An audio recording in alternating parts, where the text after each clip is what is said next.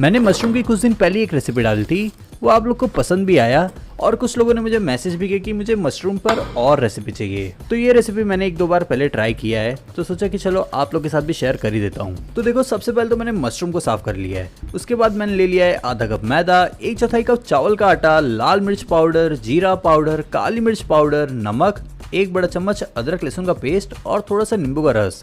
फिर पानी डालकर हम इसे मिक्स कर लेंगे और थोड़ा थोड़ा पानी डालकर इसे तब तक मिक्स करेंगे कि इसका गाढ़ापन कुछ इस तरह का रहे। फिर मशरूम की कोटिंग कर लेंगे और डाल देंगे सीधा गर्मा गर्म तेल में। और अगर आप मैदा का यूज नहीं करना चाहते या फिर आपके पास मैदा नहीं है तो आप इसे ना बेसन में भी बना सकते हैं, पकौड़ी की तरह। फिर फ्राई करके निकाल लेंगे। ऊपर से चाट मसाला